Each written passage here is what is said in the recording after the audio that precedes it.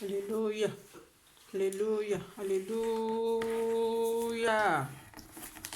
Ojúmọ́ ire o fún gbogbo ọkàn tó ń gbọ́ mi lọ́wọ́lọ́wọ́ lówùrọ̀ yìí o. Àánú Ọlọ́run á wá wa rí lónìí.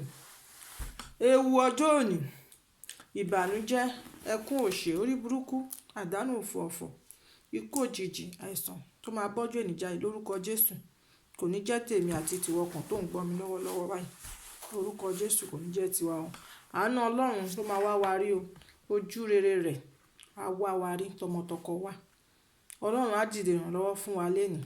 Ọlọ́run á wá ṣe ohun tó ẹnikẹ́ni ò lè ṣe nínú ayé orí kọ̀ọ̀kan wa. Á dé sínú ayé wa lọ́tun ní orúkọ Jésù. Ìyìnrere Jésù Kristi ni mo mú wá lówùrọ̀ yìí o. Ta máa rí nínú ìwé Jòhánù orí 3 ẹsẹ̀ 16. Orí 3 ẹsẹ̀ 16 tó kà báyìí. Nítorí Ọlọ́run fẹ́ aráyé tó bẹ́ẹ̀ gẹ́ẹ́ tó fi ọmọ bíbí rẹ̀ kan ṣoṣo fún èmi àti ìwọ. Ó fi fún wa kí ẹnikẹ́ni tí ó bá gbà á gbọ́ má bàa ṣègbé ṣùgbọ́n kó lè ní ìyè àìnípẹ̀kun. Jésù. Ó ní ọ̀rẹ́ bí Jésù kò sí láyé yìí. Jésù nìkan lọ̀rẹ́ òtítọ́. Ọ̀rẹ́ ayé yìí lè kọ̀ wá sílẹ̀. Ṣùgbọ́n Jésù kò jẹ́ gbàgbé mi o wá. Kò jẹ́ gbàgbé mi ẹ̀wọ̀ rẹ̀ òtítọ́ o wá. Kò jẹ́ gbàgbé mi. Hallelujah. Ṣùgbọ́n Jésù kò jẹ́ gbàgbé mi. Ẹ wo ìfẹ́ yìí bó ṣe lágbára tó. Ọ̀rẹ́ bí Jésù kò sí nínú ayé. Jésù Kristi ló kú fún tèmi tìwọ. Òun la gún lọ́kọlẹ̀gbẹ́.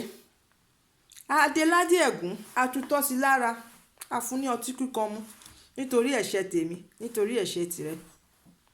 Òun ló kú kémi kó má bàa kú, kíwọ kó má bàa kú. Òun ló jìyà fún wa. Káwa kó lè di ẹni ìyè, ká lè di ẹni ìgbàlà. Ló ṣe kú fún wa, ló ṣe jìyà fún wa.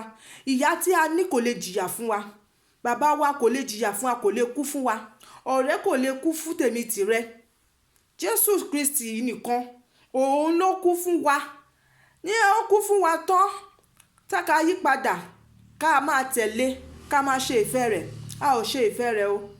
Ṣe la tún ń fi ìwà àti ìṣe wa, a tún fi ń kan Jésù Kristi yìí, a tún fi ń kàn mọ́gi síbẹ̀, a tún fi ń kàn mọ́gi.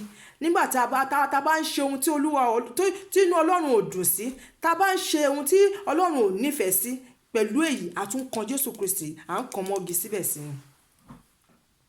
Ẹ jẹ́ ká yí padà. Ẹ jẹ́ ká yí padà ká tẹ̀lé Kristi torí pé òun nìkan lọ́ba tó ń gbani, òun nìkan ni olùgbàlà. Kò sí ẹlòmíràn lẹ́yìn rẹ̀. Ní inú ìwé John 3:16 tí mo kà yìí, ìfẹ́ ló wà níbẹ̀. Jésù Kristi ó nífẹ̀ẹ́ wa ló fi kú fún wa. Tí kò bá nífẹ̀ẹ́ wa kò ní lọ. Nígbà tí Ọlọ́run ń béèrè pé ta ni yóò lọ, tó fi dáhùn pé èmi nìyí rán mi, kò ní sọ̀rọ̀. Ṣùgbọ́n torí pé ó nífẹ̀ẹ́ wa ló ṣe kú fún wa. Nígbà tó wá kú fún wa tán, mo bẹ̀ yín ẹ̀yin ará mi nínú Olúwa. Ẹ jẹ́ ká máa ṣe ìfẹ́ rẹ̀. Ẹ jẹ́ ká máa ṣe ìfẹ́ rẹ̀. Torí pé tí a bá ń ṣe ìfẹ́ rẹ̀, ọkọ tó na ìyàwó rẹ̀ kò ní nà. Tó bá nífẹ̀ẹ́ tó yè koro sí ìyàwó rẹ̀ kò ní pa lára, kò ní ní lára. Ìyàwó tó ní ọkọ lára kò ní ní lára. Tó ń ṣe ibi, tó ń ṣe ìkà kò ní ṣe. Àwọn tó ń fi ènìyàn ṣògùn owó wọn ò ní ṣe. Tó bá nífẹ̀ẹ́ ọmọlàkejì wọn, wọn ò ní pa lára. Kí ènìyàn wò ṣùṣùṣùṣùṣùṣù kó wọ ọmọlàkejì rẹ̀ kó sì gé orí rẹ̀ torí pé ó fẹ́ ní owó. Kò sí ìfẹ́ ni. Tí ìfẹ́ bá wà, àní ṣeré torí pé ìfẹ́ òun ló tóbi jù nínú gbogbo 10 commandments. Ìfẹ́ kì í jà. Ìfẹ́ tí bẹ́ẹ̀ ni kì í ṣá, kì í ṣe lára. Ìfẹ́ kì í wọ́ ọ̀ràn sí ọmọlàkejì. Ìfẹ́ kì í ṣe ohun ibúburú kan. Níbi tí ìfẹ́ bá wà, ibẹ̀ peace máa ń reign níbẹ̀ gidi gan ni, torí pé tí o bá ṣẹ̀ mí máa fi ìfẹ́ máa fi correct onítọ̀hún ni. Tí aya bá ṣe ọkọ á fi ìfẹ́ á fi correct ara wọn, kò ní í ṣe wípé kí wọ́n wá sọ òkè kí wọ́n sọ dilẹ̀. Àìsífẹ́ ni, àìsífẹ́ ni. Tífẹ́ bá wà a ò ní ṣe gbogbo ohun tá ní ohun ìríra níwájú Ọlọ́run.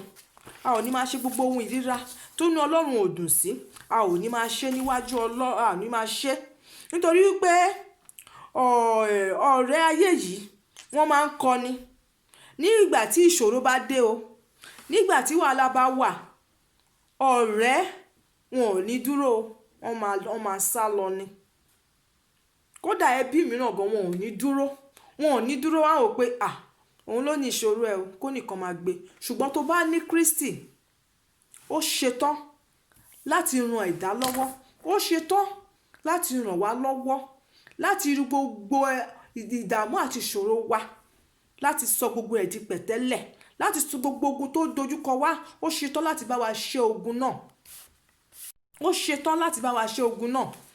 Ẹ jẹ́ ká jí ìjí òdodo, ká tẹ̀lé Kristi, ká gbà ní Olúwa àti olùgbàlà wa. Kẹ́ má jẹ́ ká máa ṣe ohun tí inú Ọlọ́run ò dùn sí, ohun tí ojú tó yẹ pé a ò lè fi wọ̀n ní gbangba, tá máa gbé kọ̀rọ̀ tá jẹ́ máa ṣe. A máa gbé kọ̀rọ̀, a máa ṣe ohun tí a ò lè fi wọ̀n ní gbangba, tí a ò lè boast of. Ẹ jẹ́ ká yí padà, ẹ jẹ́ ká yí padà, ká tẹ̀lé Kristi, torí pé ìjọba ọ̀run kù sí dẹ̀dẹ̀. Ìjọba ọ̀run kù sí dẹ̀dẹ̀ o. Ẹ jẹ́ ká gba Olúwa inú Olúwa àti olùgbàlà wa. Ẹ jẹ́ ká gbà á, ẹ jẹ́ ká nífẹ̀ẹ́ ọmọlàkejì wa gẹ́gẹ́ bí ara wa. Torí tó bá nífẹ̀ẹ́ ọmọlàkejì rẹ gẹ́gẹ́ bí ara rẹ, ò ní pa lára, ò ní pa lára, ò ní ní lára. Bí mo ṣe jókòó yìí sí, mo ò lè máa mú pin abẹ́rẹ́ kí n máa fi gún ara mi, torí pé mo mọ̀ kó máa pa mí lára. Àwọn kí wá mú iná kí n dá síra mi lára nígbà tí mo mọ̀ pé ó máa pa mí lára. Mi ò ní ṣe fún ara mi. Tí irú eléyìí bá wà lọ́kàn wa, tí ìfẹ́ Ọlọ́run bá wà lọ́kàn wa, a ò ní máa ní ara wa, a ò ní para wa lára rárá. Gbogbo rúdurùdu, gbogbo wàhálà tó ń bẹ nínú ayé yìí kò ní sí, torí pé ibi tí ìfẹ́ bá wà, peace máa ń wà níbẹ̀ gidi gan ni. Peace máa ń wà níbẹ̀, kò kí ń sí wàhálà, bẹ́ẹ̀ ni kò kí ń sí ìjà. Kò ní sí ohun. Ó tún wá tẹ̀síwájú nínú Éfésù 5:1-2. Ó ní torí náà ẹ máa ṣe àfarawé Ọlọ́run. Ó ní ká máa ṣe àfarawé Ọlọ́run bí àwọn ọmọ ọ̀wọ́n, bí àwọn dearly people, dearly child. Nígbà tó bá pé ọmọ tó fẹ́ràn gidi gan, gẹ́gẹ́ bí ká sọ nípa tara nísìn gan, gẹ́gẹ́ ọmọ tó fẹ́ràn, ò ní fẹ́ kí kankan kó ṣẹlẹ̀ sí, ò ní fẹ́ kí kankan kó ṣẹlẹ̀, ohun bí kankan kó ṣẹlẹ̀ sí, ò ní fẹ́ kí kankan kó pa lára. Àmọ́ máa pamper irú ọmọ bẹ́ẹ̀ wá máa wò pé ọmọ yìí mi fẹ́ kí kankan ṣe o, àbí kíní kan tó jẹ́ pé o nífẹ̀ẹ́ sí, o máa dì mú. Gẹ́gẹ́ bẹ́ẹ̀ náà ni ká máa ṣe àfarawé Ọlọ́run. Ẹ jẹ́ ká ṣe àfarawé Ọlọ́run, ká máa hùwà bí Jésù Kristi. Ẹlòmíràn ní Bíbélì rẹ̀ kò kulẹ̀ kárí, kò gbérí. Verse 2 èyí tí mo kà nísìn. Ẹ sì máa rìn ní ìfẹ́ gẹ́gẹ́ bí Kristi pẹ̀lú ti fẹ́ wa, tó sì fi ara rẹ̀ fún wa ní ọrẹ àti ẹbọ fún Ọlọ́run fún òórùn dídùn. Ẹ wo orú ọ̀rọ̀ yìí bó ṣe lágbára tó. Ó fi ara rẹ̀ fún wa gẹ́gẹ́ bí ẹbọ fún òórùn dídùn, kí ayé wa kó bá lè dùn, kí ayé wa kó bá lè nítumọ̀. Ni Kristi ṣe wá tó ṣe kú fẹ́mi fún tèmi tìrẹ. Ẹ jẹ́ ká gba Kristi ní Olúwa àti olùgbàlà wa. Kẹ́sì jẹ́ ká nífẹ̀ẹ́ ara wa, ìfẹ́ ọmọlàkejì wa gẹ́gẹ́ bí ara wa. Ká má ṣe ohun ibi kan sí ara wa. Ká má ṣe ohun ibi kan sí ara wa. Ohun tí inú Ọlọ́run ò dùn, ṣe má jẹ́ a ṣe fúnra wa. Ẹ jẹ́ kí ọkọ kó fẹ́ràn ìyàwó rẹ̀ dénúdénú, kí aya kó fẹ́ràn ìyàwó rẹ̀ dénú, kí ọ̀rẹ́ kó fẹ́ràn ọ̀rẹ́ rẹ̀. Ká má ṣe gba Sátánì àtọmọ ogun rẹ̀ láyè inú ayé wa. Tí ìfẹ́ bá wà, tí ọ̀rọ̀ kọ́rọ̀ kan tó bá wá sí ọkàn wa náà, a máa re dànù ní orúkọ Jésù Kristi. A máa fi re dànù pé rárá o, pé ó bá ń wá sọ́kè pé kò ṣe ohun ibi kan ní no, mo fi ọ́ bú, irú nǹkan báyìí mi ò lè ṣe. Jésù Kristi ó yá wọnú mi wá, ó yá jọba. Gbogbo ẹ̀mí kẹ́mi tó lè máa rò, ó yá bá mi tẹ̀rì, bá mi finá warí. Ìwọ ni kó jọba, ìfẹ́ Ọlọ́run alààyè ó yá gbilẹ̀ nínú ọkàn mi. Ṣé a máa rí pé gbogbo ẹ̀mí dáradára, gbogbo ẹ̀mí tó ń tà tó ń rà nínú ọkàn wa, gbogbo ẹ̀ ló máa lọ, gbogbo ẹ̀ ló máa kó nínú ayé wa. Ọlọ́run fẹ́ wa o, Ọlọ́run fẹ́ wa gidi gan ni. Ọlọ́run fẹ́ wa, ẹ jẹ́ ká jí kúrò nínú oorun wa, ká rìn bó ti tó àti bó ti yẹ o nínú ọ̀rọ̀ rẹ̀, ká máa ka bíbélì, torí pé bíbélì yìí idà Ọlọ́run ni o, idà Ọlọ́run ni. Ṣùgbọ́n ẹlòmíràn ni kò kárí, kò tilẹ̀ ṣe, tó bá dé máa kà, ó máa lọ ka sáàmù, sáàmù nìkan ni òun ló máa kà. Tó máa ti ka sáàmù ó ti tán. Nígbà tó bá mọ̀ ọ̀rọ̀ tó wà nínú bíbélì, báwo ló ṣe fẹ́ lò? Báwo ló ṣe fẹ́ lò nígbà tí èṣù àtàwọn ọmọ ogun tó máa gbèsè wọn? Báwo ló ṣe fẹ́ lo ọ̀rọ̀ yẹn? Báwo ló ṣe fẹ́ lò ó? Ẹ jẹ́ kí Jésù Kristi kó dé sínú ayé wa, ẹ jẹ́ ká ṣí ilẹ̀kùn ọkàn wa kó wọlé wá. Toró ń kan lẹ̀kùn kókókókó, ẹ jẹ́ ká gbà láyè kó wọnú ọkàn wa wá. Ẹ jẹ́ ká gbà láyè kó wọnú ayé wa wá. Tí Jésù bá wọnú ayé wa wá, tó wọnú ọkàn wa wá, ìfọ̀kànbalẹ̀ máa dé, peace máa dé. Peace ó máa dé, torí òun nìkan ló máa ń dá ìjì dúró. Òun ló máa bá ogun ayé wa jáde, tí ò ní mú wa lọ síbẹ̀, tó sì máa ṣẹ́gun rẹ̀, tó máa ṣẹ́ gbogbo ogun wa fún wa. Òun ló ń fìyàn lọ́kàn balẹ̀, òun ló ń jẹ́ kí ayé ẹni kó nítumọ̀.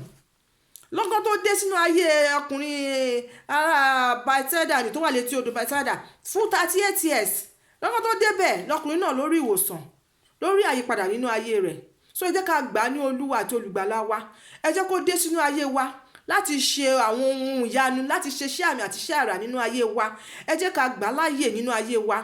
Ẹ jẹ́ ká ṣílẹ̀kùn ọkàn wa fún. Ẹ má jẹ́ ká tilẹ̀kùn ọkàn wa, ẹ má jẹ́ ká ṣí ọkàn wa. Ẹ jẹ́ ká gbà á ní Olúwa àti olùgbàlà wa. Ẹ jẹ́ kó dé síbẹ̀. Ẹ jẹ́ kí Jésù Kristi kó fi ọkàn wa kó fi ṣe ibùgbé, kó fi ayé wa kó fi ṣe ibùgbé. Tó bá ń gbé inú ọkàn wa, ní ilé tí Jésù bá ń gbé, ilé ayọ̀ ni. Ọkàn tí Jésù bá ń gbé, ọkàn ayọ̀ ni. Ọkàn ayọ̀ ni. Kò kí ń rí ìbànújẹ́, kò ní rí wàhálà. Ẹ jẹ́ kí Ọlọ́run, kí Kristi kó gbilẹ̀, kó dé sínú ayé wa, kó máa bá wa gbé, kó máa bá wa sùn, kó máa bá wa jí. Kí ìfẹ́ Ọlọ́run alààyè kó lè ṣẹ nínú ayé wa. Ẹ má jẹ́ aránṣẹ́ Ọlọ́run lọ́wọ́ o.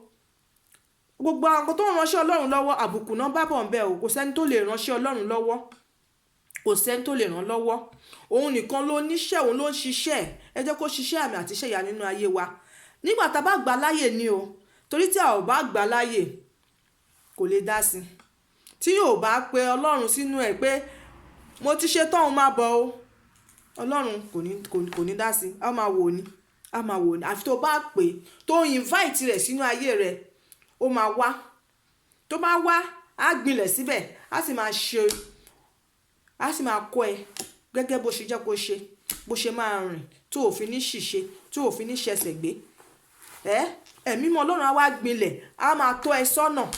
Ẹ jẹ́ ká gbà á o ní Olúwa àti olùgbàlà wa o. Kò sí Ọlọ́run mìíràn o. Kò sí ìyè kan níbì kan o. Jésù Kristi òun nìkan ni ọ̀nà ìyè. Ẹ jẹ́ ká gbà o. Ẹ jẹ́ kí ìfẹ́ Ọlọ́run kó gbilẹ̀ lọ́kàn wa o. Ká fẹ́ gbogbo wa. Tí ìfẹ́ bá gbilẹ̀ nínú ayé yìí, rúdurùdu, gbogbo corruption, gbogbo ohun tó ń ṣẹlẹ̀, gbogbo ìwérí, gbogbo tó ń ṣẹlẹ̀, tó ń fa àwọn èèyàn ṣòwò káàkiri, tó ń ta pátì onípàtì kiri, kò ní ṣẹlẹ̀. Kò ní ṣẹlẹ̀, torí pé tí ìfẹ́ bá wà, tí ìfẹ́ bá wà, ò ní para wa lára. Ohun tó dára la máa wá fúnra wa. A ò ní fẹ́ ìṣubú ọmọlàkejì wa. Ẹ jẹ́ kí ìfẹ́ kó wà o. Tí ìfẹ́ bá wà níjọ Ọlọ́run, a ò ní tàbùkù ara wa, a ò ní sọ̀rọ̀ ara wa lẹ́yìn. Tó bá ní ohun tó ní tẹ́nì yìí ṣe fún, á pè, á sọ fún pẹ̀lú ìfẹ́. Tí ìfẹ́ bá wà nínú ilé tẹ́bi tá à ń gbé, tí neighbor ẹ bá ṣe nǹkan fún ẹ, ò ń jẹ́ kó bí ẹ nínú, wà á pè, nǹkan báyìí ló ṣe fún mi o. Ó máa dẹ̀ tán síbẹ̀. Ẹ jẹ́ kí ìfẹ́ kó gbilẹ̀ nínú ọkàn wa. Torí Jésù Kristi òun nìkan ni ọ̀nà òtítọ́ àti ìyè. Òun nìkan ni ọ̀nà òtítọ́ àti ìyè. Ẹ jẹ́ ká gbà ní Olúwa àti olùgbàlà wa. Torí pé kò sẹ́ni tó lè ràn wá lọ́wọ́. Kò sẹ́ni tó lè bá wa ṣe o. Òun nìkan lọ́ba tí ń bá ní ṣe o. Òun nìkan lọ́ba tó ń bá ní gbẹ́rù tó wúwo o. Tí kì í gbàbẹ̀ tẹ́lẹ̀, tí kì í gbẹbọ rárá o. Òun nìkan ni aláṣepé o. Aláṣepé lọ́lọ́run wa o. Ẹ jẹ́ ká gbà o. Ẹ jẹ́ ká gbà ní Olúwa àti olùgbàlà wa o. Ẹ jẹ́ kó fi ọkàn wa ṣe ibùgbé o. Ẹ jẹ́ kó fi ayé wa ṣe ibùgbé o. Ó ti kú fún wa káwa kó má bàa kú o. Ó ti jìyà káwa kó má bàa jìyà o. Ẹ jẹ́ ká gbà nínú ayé wa o. Ẹ má jẹ́ ká kàn mọ́gi mọ́ pẹ̀lú ìwà ọwọ́ wa o. Ẹ má jẹ́ ká kàn Jésù Kristi mọ́gi mọ́ pẹ̀lú ìwà ọwọ́ wa o. Ẹ jẹ́ ká gbà o. Ẹ jẹ́ ká rìn bó ti tọ́ àti bó ti yẹ níwájú ẹ o. Ọlọ́run á wà pẹ̀lú wa o. Ọlọ́run á á jẹ́ èmi ni fún gbogbo wa o. Ọlọ́run á wá fi ọkàn wa á fi ṣe bùgbé. Ẹ̀mí mímọ́ á dá sí ọ̀rọ̀ ayé gbogbo wa. Ẹ̀mí mímọ́ á dá sí ọ̀rọ̀ ayé gbogbo wa. Ẹ̀mí mímọ́ á dá sí ọ̀rọ̀ ayé gbogbo wa. Jésù Kristi á fúnra ara rẹ̀ á wọnú ayé wa wá ní orúkọ Jésù. Gbogbo ọkàn òkúta tó lè wà nínú ọkàn wa, èyí tí kò jẹ́ kí Kristi kó ráyè, ẹ̀mí mímọ́ á bá wa lé jáde. Olúwa bá wa fi iná lé jáde. Ọlọ́run á jọba nínú ayé wa, á ṣe ohun àmì àti iṣẹ́ ìyanu nínú ayé wa. Ẹ jẹ́ ká gbà ní Olúwa àti olùgbàlà wa o. Àánú Ọlọ́run á wá wa rí o. Ilẹ̀kùn àánú Ọlọ́run kò ní tì mórí kankan wa. Ilẹ̀kùn àánú Ọlọ́run á ṣí sílẹ̀ fún wa ká lè bá bẹ̀ wọlé. Ilẹ̀kùn àánú Kristi á ṣí sílẹ̀ fún orí kankan wa kí gbogbo wa ká lè bá bẹ̀ wọlé. Ẹ ṣé o, tẹ́tí sí mi lówùrọ̀ yìí o. Ọlọ́run á wà pẹ̀lú gbogbo wa o. Ògo ni fún Olúwa lókè ọ̀run. Hallelujah, hallelujah.